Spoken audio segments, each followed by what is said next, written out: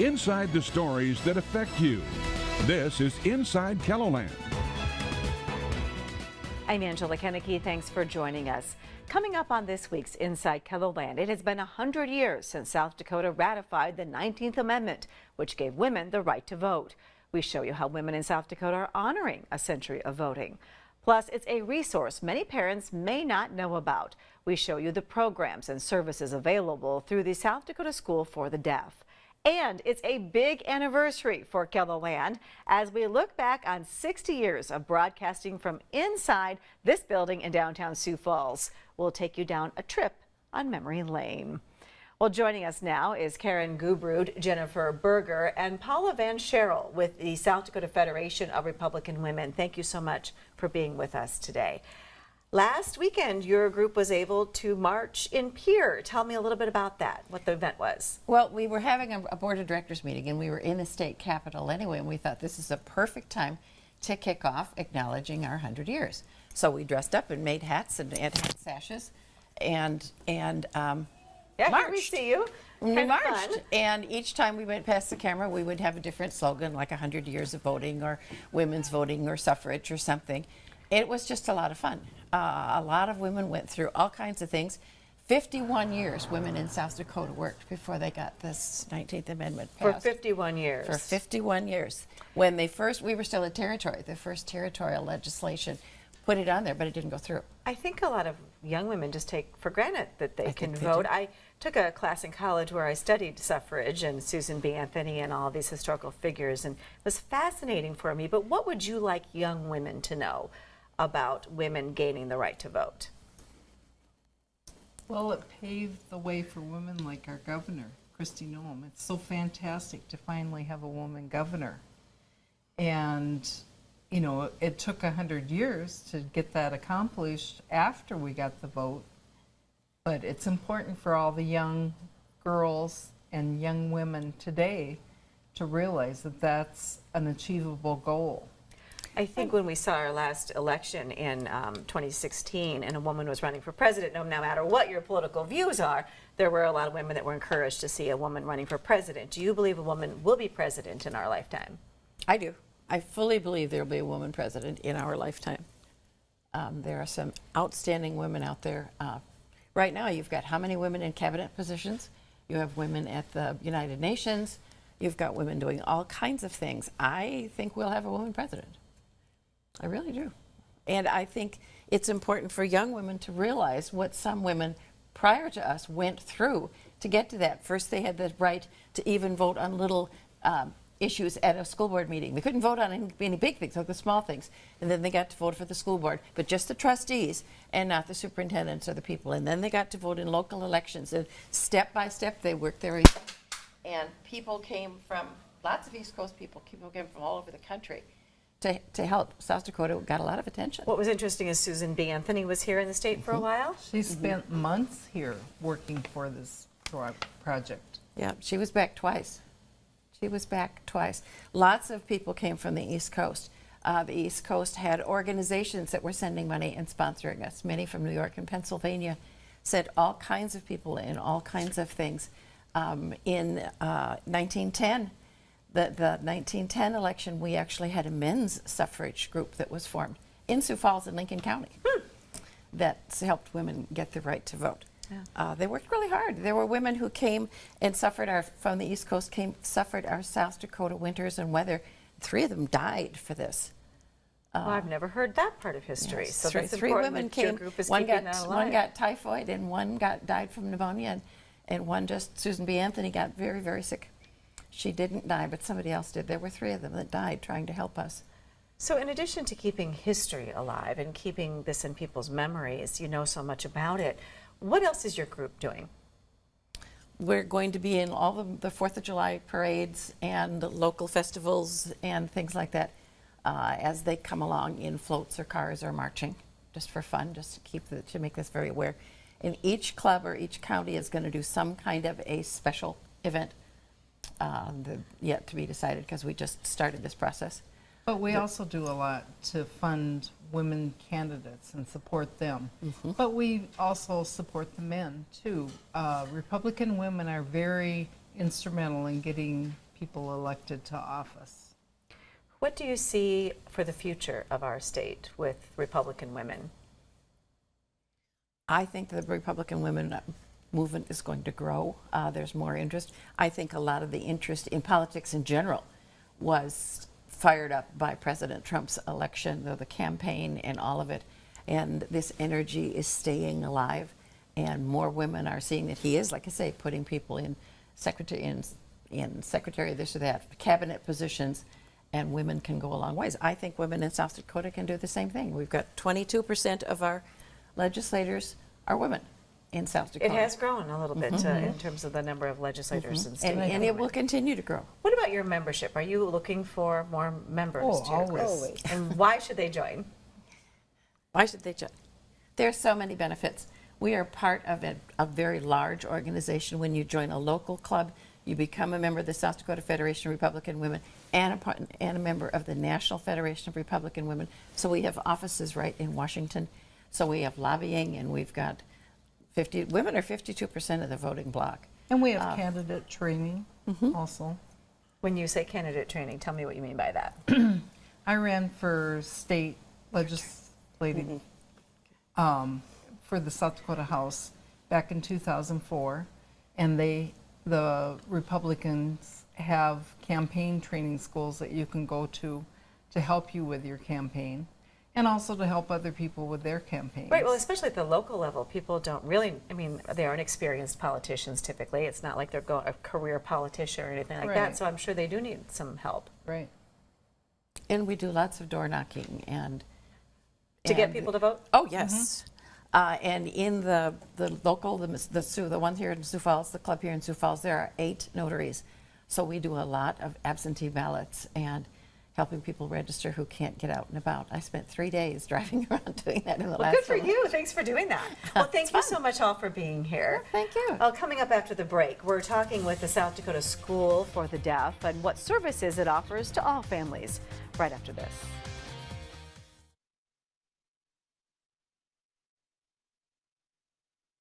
Welcome back to Inside KELOLAND. The main campus for the South Dakota School for the Deaf has changed, but still offers many services and programs to families all across the state. Joining us now are Greg King, an audiologist with SDSU, Kim Wadsworth, Director of Outreach, and Hope Bader, whose child uses School for the Deaf services. Thank you all for being here. Thank you. Kim, maybe we could start off talking a little bit about those changes to the School for the Deaf. At one point, it was a residential school. Right. It's been a residential school for a long time, but then in 2000, early 2000, the residential program kind of went away. We got down to about 2 kids, and it was not cost effective. And then in 2009, the school shifted to all outreach. We don't have kids come on campus every day for classes. You go to the schools. So right now, yes, we're an all outreach program. So we have services across the state. So we have 11 outreach consultants around the state, 6 here in Sioux Falls at the building on 10th Street, 1 in Pierre, 1 in Aberdeen, and then 3 out west in the Rapid City, Hot Springs, Deadwood area. And Greg, you're here as an audiologist. I can get that out. Tell me a little bit about what you do. What we do is we provide audiological services for all the children in the state of South Dakota, birth to 21, unless they have a signed high school diploma. And those services are free of charge. We currently have a clinic at the South Dakota School for the Deaf here in Sioux Falls. We have an audiologist stationed there. We have an audiologist and an audiology technician stationed in Rapid City, where we have a clinic also. And they provide services to kind of the western part of the state. We also have a mobile hearing lab that we take out, and we serve all areas of the state, and we take that mobile lab into some of the rural areas. And so those services are available to all the kids in South Dakota. And Hope is here, and I've known Hope for 18 years. Yes. I did the original story on your daughter, Emma, who was born the smallest baby ever to survive at Sanford Children's. She was about the size of a Coke can. We have a picture here. I don't know if, there we go. See how small Emma was. And that was, this is her diaper, actually, that she had. So that's how tiny she was. And I'll never forget I'll never forget it, that story, and I've done a lot of stories over my career, but also I've watched Emma grow, and she is an amazing young woman. She's a talented musician. She is so sociable and so personable, and she's dealt with having a hearing loss and cochlear implants for her entire life. Yep, she's had hearing aids since she was 6 months old. We found out when she was about 4 months old that she was profoundly deaf. That's typical with somebody who's born this young. It is. It was a combination. We're fairly certain that she was born hearing, but between her prematurity, she was born at 25 weeks, being so small and having to be on the vent, and then we had to give her a gentamicin, an ototoxic medication, because we thought she had pneumonia. So the combination of those three things we're fairly certain is what caused the deafness. Now, when I talked to Emma today, you would never know, No. you know, that she had any hearing loss because she reads lips and she speaks just like any other high school kid who's going to graduate, which is really cool. Tell me a little bit about how, over these years, you've utilized these services. Definitely. So when we found out that she was deaf after our hearing test, of course, you just don't know what's going to happen. You've never been around anyone that's deaf. Now you're just finding out that your 4-month-old baby is deaf, and you don't know what her life is going to look like. So fortunately at that point, Birth to 3 services gets you connected with School for the Deaf. And so Kim actually was our outreach consultant at that time. So she would come to our house every week and teach us sign language and just get us more knowledge regarding deaf culture, sign language, and things to anticipate for Emma going forward. Is there anything you feel within these services that you're just so happy that you had, that you're really happy that Emma was able to get that, or her life maybe wouldn't have been as productive as it has been? Oh, definitely. Between just the outreach just for us as her family, learning sign language, teaching Emma sign language that young, and just going down the road, Emma has always had interpreters at school ever since she was in preschool. So there was always that support that if we ran into obstacles with classes, with what she needed accommodations for, anything that she would need due to her deafness, we can go to School for the Deaf and have someone come with us to advocate for what Emma would need. And even now at this point in Emma's life, she attends a teen group, so she's with other teenagers that are deaf that she doesn't have access to maybe during the day, during the school day. Because it's easy to feel different or isolated when Definitely. you feel different. Yeah, think of that, you know, she's a 18-year-old, or through her whole school life, she's always had an adult walking next to her whole time, because she's always had an interpreter. So that can be intimidating for other students that, you know, don't know if they're comfortable coming up to her to talk to her. And then she also participates in the Deaf Dine-In, where just the deaf community goes and dines at different restaurants once a month, or I think every so often, and she'll go and just have interactions with other deaf adults too. That is fantastic. Well, we are going to continue our conversation about the South Dakota School for the Deaf when we return. Welcome back to Inside KELOLAND. We are continuing our discussion about the South Dakota School for the Deaf, and joining us now are Kim Wadsworth, Director of Outreach, and Cami Van Sickle, the Service Coordinator, and Julie Luke, an Outreach Consultant, and we have an interpreter here, Hannah. So thank you very much for all being here, and welcome back to the segment, Kim. First, let's talk about how students are directed to the School for the Deaf.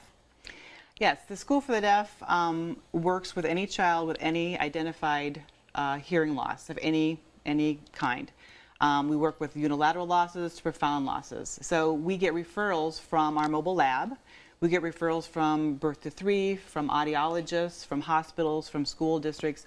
So they come over. As soon as I get the name of a child, then it goes right out to the consultant in that area. So within 48 hours, within 2 days really, we want the consultant to touch base with that parent to say hi, introduce themselves, and let them know that they're here to support them in their journey with this, if they have a baby who is deaf or hard of hearing.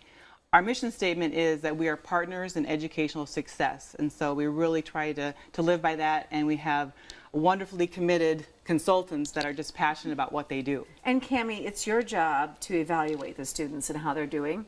Yes, I'm the service coordinator at the School for the Deaf, and I've set up 5 times a year where deaf and hard of hearing kids can come to campus, either at the campus in Sioux Falls or the campus in Rapid City, and we do a full evaluation on all the kiddos.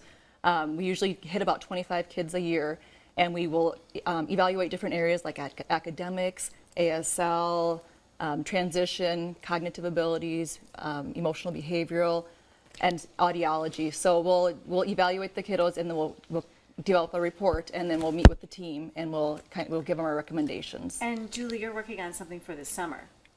Yeah, we're very excited. Every year in the summer we have a program called Hands in Motion, and all the deaf, hard of hearing kids across the state of South Dakota are invited, ages 2 to 5th grade, and it's really important for these kids to get together because they're all alone in their own school district. So just like what Hope mentioned about her daughter feeling isolated, so this is an opportunity for all of the students to get together at SDSD for the month of July. So we're thrilled to have it every year, and we try to connect them with deaf, hard of hearing role models. We go on field trip, we do fun language activities. Just the it's just a normal lot fun of fun. things that kids a lot should of do, fun, yeah. right? But they get to do it with others who are just like them.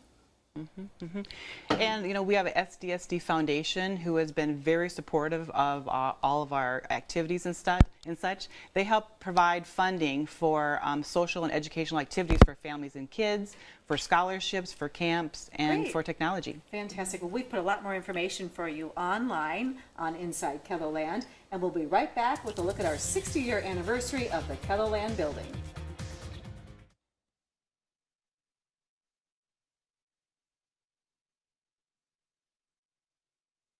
Welcome back. Well, earlier in the week, KELO TV celebrated 60 years of broadcasting from this building at the corner of 13th and Phillips Avenue. From the groundbreaking to construction to the dedication, it was a really big deal.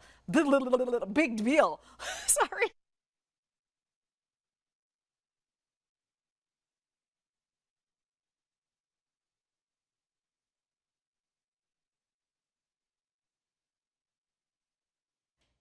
Welcome back. Earlier this week, KELO TV celebrated 60 years of broadcasting from this building at the corner of 13th and Phillips. From the groundbreaking to the construction to the dedication, it was a big deal back in 1959. KELOLAND's Don Jorgensen takes a look back at 60 years of memorable moments. In the spring of 1958, crews broke ground on what would later become the new KELO TV and Radio Broadcast Center. Here's a picture of owner Joe Floyd turning a ceremonial shovel of dirt.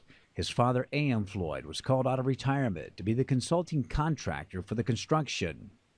From pouring concrete to block work to electrical wiring, it was a massive undertaking to construct the 30,000 square foot building designed specifically for broadcasting that became the foundation to a lasting legacy. This building held both television and radio at the time it was built, and it was at the time modern and had a lot of technological advances that we don't really think of today.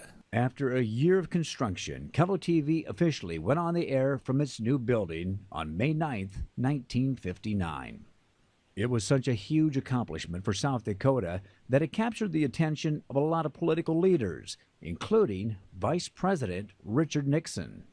I'm delighted to have the opportunity to extend greetings and best wishes to station KELO on the occasion of the dedication of its new facilities in Sioux Falls, and also at the same time to extend my best wishes to all of the listeners in what I understand is termed as KELOLAND. There were 121 employees engaged in a wide variety of tasks involved in the complex operation of 18 hours of television and 20 hours of radio programming every day, 365 days a year. Back then, commercials were live in the studio. With speeds in excess of 70 miles an hour. We still have a garage door in the back that they could bring in cars when they did live commercials and showed cars. So all of those doors were built at the time to bring in larger vehicles. And so you look at them now, and yes, they're useful, but that's what they were really for. But I think the most amazing thing to me is that the studio itself, while it's gone through many renovations, including high definition, it's been the studio for 60 years. That's where the news has been broadcast in Sioux Falls for KELOLAND TV for 60 years. Except on a few occasions. At the height of the farm crisis of the mid-1980s, former anchor Doug Lunt remembers when the news team was basically kicked out of our studio. Good evening. It's a first. The nation's television sets were turned to Sioux Falls, South Dakota tonight as Dan Rather kicked off the first of 3 broadcasts of the CBS Evening News that are originating from the KELOLAND studios. We visited with Doug in his basement, where he has a lot of KELO memorabilia hanging on his walls. He says Dan Rather and the CBS News crew came to Sioux Falls to broadcast its news and transformed our studio into their own. Good evening. This is the CBS Evening News. Dan Rather reporting tonight from Sioux Falls, South Dakota. As a consequence, we got to see the whole CBS Evening News done right there in our studio. In the meantime, we had to move across the street in the brand new KELO radio building, so we were down in the basement over there. And that's where Charles Carroll joined them on set for a brief interview. There's a lot of memories, certainly a lot of memories over the almost 40 years I've walked in. One of Huizinga's fondest memories was the Captain 11 show, broadcast daily in the same studio. I'll ask you, Carmelita, how's my crew today? I was a child and I came here to see Captain 11. You know, in the studio now that I walk in and see the KELOLAND News folks and I see KELOLAND Living and all the other shows that we do there. You know, that's where Captain 11 was too, and we know exactly where Captain 11's, we set up his studio, we knew where the kids sat, we put the chairs out. I mean, it was all part of the process, and that studio has seen a lot in its 60-year history. While there have been updates and renovations to the building, mostly on the inside, the outside of the structure has pretty much retained its same look over the 60 years. I thought the building has always served us well, and you know, it's changed with the times and modernized. It's a staple there, and I love the fact that we have the tower right out the back door, and the fact that Joe Floyd, who started the whole darn thing, when the tower lights became pretty expensive to replace every Christmas, you know, he says, no, I don't care what it costs, those blankety blank lights are going up every blankety blank Christmas or before until I die. But that was him, you know. It would be nice to have a more modern facility, but this place has great bones and there's a lot of tradition here. Every time that subject has come up, we've kind of decided we know what we have here. We know where everything is. It would be nice too, but remember in the current age that we're in, that electronics and that type of thing are getting more condensed, not growing. So when you're able to, instead of drive a truck, but carry a backpack to a news conference or to a story, you don't need more room, you really need less room. And the reason television stations build new buildings is because they need less room.